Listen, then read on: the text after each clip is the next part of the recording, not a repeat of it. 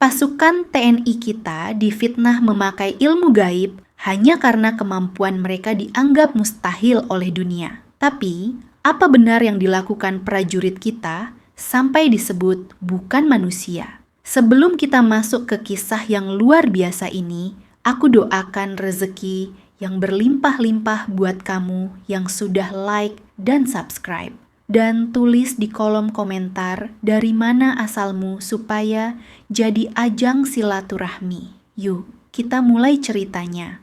Langit di atas lembah kecil Papua itu mendadak gelap, bukan karena awan hujan, tapi oleh asap yang mengepul dari rumah-rumah terbakar. Suara jeritan perempuan dan anak-anak memecah keheningan pagi, disusul oleh letusan senapan dari arah bukit. Clara menunduk di balik tumpukan kayu bakar. Tubuhnya gemetar, napasnya tercekat. Ia bisa mencium bau darah yang menyusup bersama angin, membuat perutnya terasa mual. Ia bukan tentara, bukan petualang. Ia hanya perempuan asing dari Prancis yang datang untuk membantu warga desa, mengobati luka, dan mengajar membaca. Tapi hari itu, ia merasa seolah neraka dibuka di hadapannya. Suara langkah-langkah berat mulai mendekat. Beberapa pria bersenjata berteriak dalam bahasa yang tak ia mengerti. Mereka menyeret seorang anak laki-laki keluar dari rumah,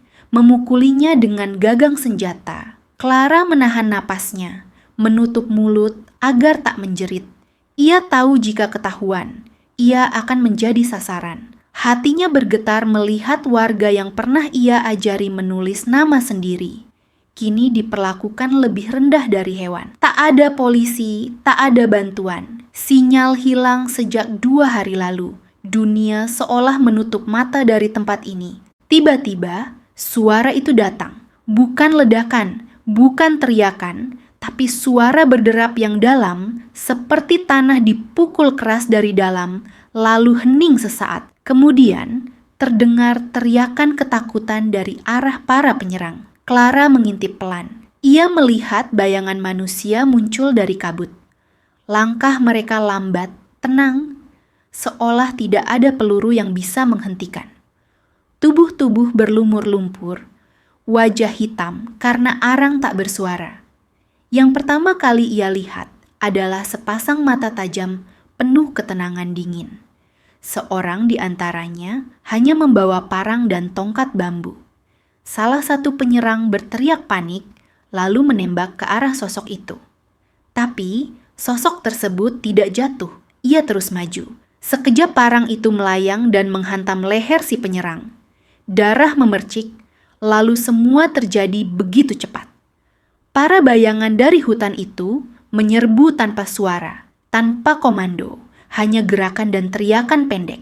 Para penyerang satu persatu tumbang dihajar seperti tikus oleh predator. Clara terkejut tak tahu, apakah ia harus bersyukur atau justru takut.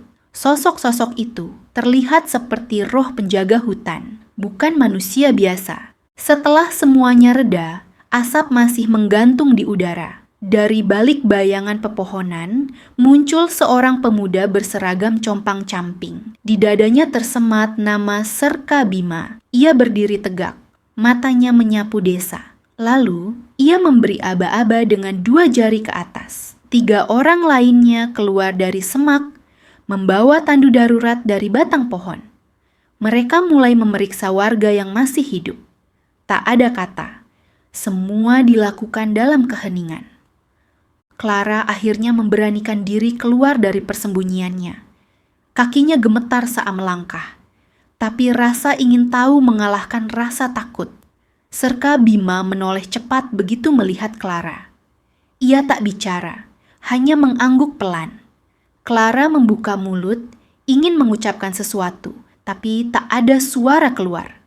Yang bisa ia lakukan hanya menunjuk ke rumah kecil yang masih utuh, tempat 2 anak kecil bersembunyi. Serka Bima memberi isyarat ke salah satu anggotanya, dan pemuda itu langsung berlari ke arah yang dimaksud. Clara menatap mereka dengan bingung. Mereka datang tanpa kendaraan, tanpa suara, tanpa alat komunikasi. Bagaimana bisa? Siapa mereka sebenarnya? Mengapa bisa secepat itu tiba di desa yang bahkan tidak ada di peta?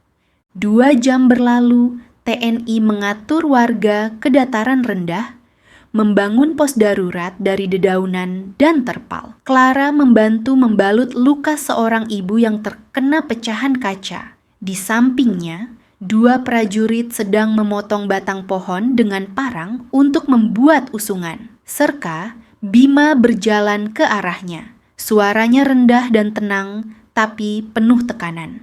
Ia bertanya singkat, berapa banyak korban luka? Berapa anak kecil? Siapa yang masih hilang? Clara menjawab sekenanya, masih dalam kebingungan. Wajah pemuda itu tidak menunjukkan emosi, tapi dari gerakannya, ia tahu. Ini bukan kali pertama ia melihat darah. Malam mulai turun, dan desa itu menjadi gelap total. Tidak ada listrik, tidak ada suara burung malam, hanya suara api kecil dan napas lelah dari warga yang selamat. Clara duduk di samping Serka Bima. "Kalian siapa sebenarnya?" tanyanya pelan. Serka Bima menatap langit sebentar, lalu menjawab, "Kami hanya bagian dari tim pengaman. Kami datang karena sinyal bahaya dikirim dari pos pantau seminggu lalu." Clara terdiam. Seminggu, tapi mereka datang saat yang tepat. Bagaimana mereka bisa menyusup diam-diam dari tengah hutan seperti roh malam? Seorang prajurit muda bernama Prada Cahyo mendekat sambil membawa air hangat. Ia menawarkannya pada Clara, "Ibu minum dulu, besok kita lanjut jalan kaki ke bawah." Clara menatap mata Prada Cahyo. Tidak ada kebencian di sana. Tidak ada marah. Padahal jelas ia melihat sendiri bagaimana mereka bertempur tanpa ragu, memukul, dan membunuh tanpa ampun. Tapi kini mereka tampak seperti manusia biasa, bahkan lebih manusiawi dari banyak orang yang pernah ia kenal. Clara hanya bisa mengangguk. Ia merasa malu. Selama ini ia pikir ia datang ke Papua untuk membantu. Tapi nyatanya ia yang diselamatkan. Serka Bima berdiri mengangkat senjatanya ke langit. Semua prajurit langsung diam dan berkumpul. "Besok kita gerak jam 5 pagi. Jalur atas terlalu berbahaya. Kita ambil rute sungai. Bawa yang luka di depan. Tidak ada yang tertinggal." Suaranya jelas, tegas, tapi tidak keras.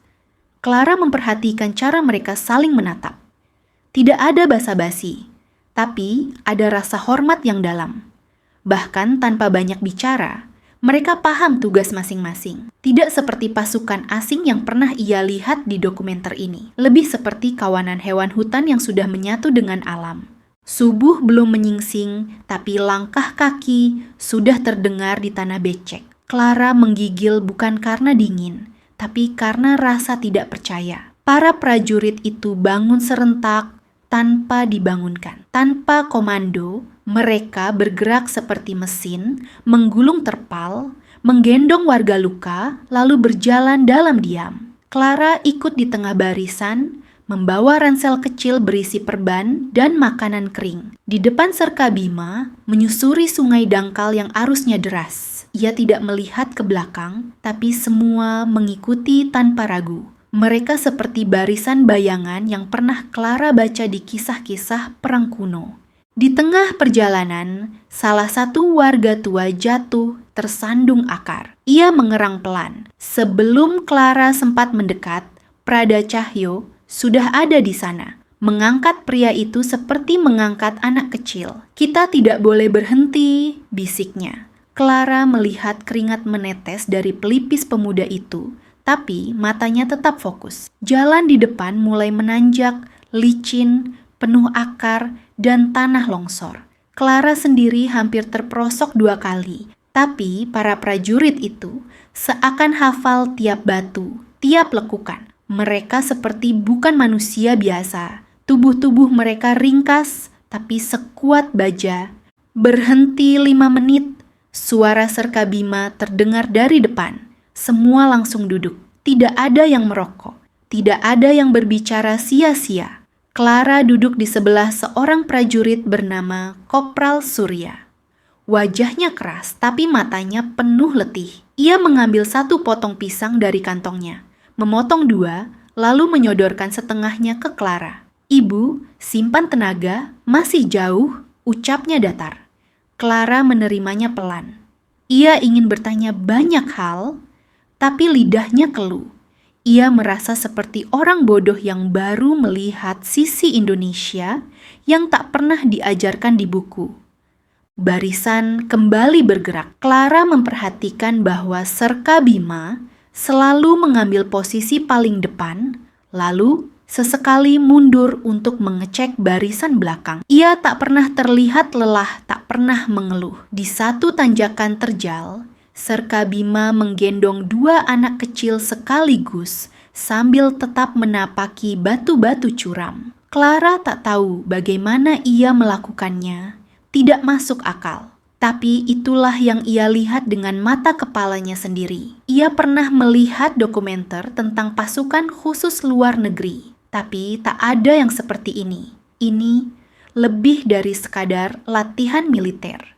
Ini seperti kekuatan yang datang dari dalam tanah. Tiba-tiba terdengar suara tembakan dari arah kiri lembah. Semua prajurit berhenti. Serka Bima memberi isyarat dengan tangan dan 5 orang langsung menyebar ke semak-semak. Clara ditarik ke tanah oleh Prada Cahyo. "Tiara ke bawah, pegang batu itu. Jangan keluar sampai saya bilang," ucapnya cepat. Clara menunduk, napas memburu. Ia mendengar langkah kaki di semak. Lalu suara bisik-bisik. Tiba-tiba satu teriakan memecah udara diikuti bunyi benturan keras. 10 detik kemudian hening kembali. Serka Bima muncul dari balik semak. Ketika semua sudah menyeberang, Clara melihat Prada Cahyo duduk di tepi sungai sambil membalut tangannya. Rupanya, salah satu sisinya terkena duri besar saat menarik warga dari air. Tapi ia tidak mengeluh, hanya mengikat luka itu dengan sobekan kain, lalu kembali berdiri. Clara ingin bertanya apakah ia baik-baik saja, tapi langkah mereka sudah harus. Serka Bima memimpin kembali dan jalur kali ini semakin sempit. Melewati tebing curam dan celah bebatuan, waktu terus bergerak dan bayangan sore mulai merayap dari balik hutan. Clara tahu mereka harus sampai sebelum malam benar-benar turun. 5 kilometer lagi, kata Serka Bima tanpa menoleh. Di ujung lembah ada pos penghubung. Dari sana kita bisa minta helikopter angkut warga. Kata-katanya seperti embun bagi Clara yang kelelahan. Tapi saat ia mulai merasa lega, tiba-tiba terdengar bunyi siulan panjang dari balik pepohonan. Semua prajurit langsung tiarap. Warga diminta tiarap juga.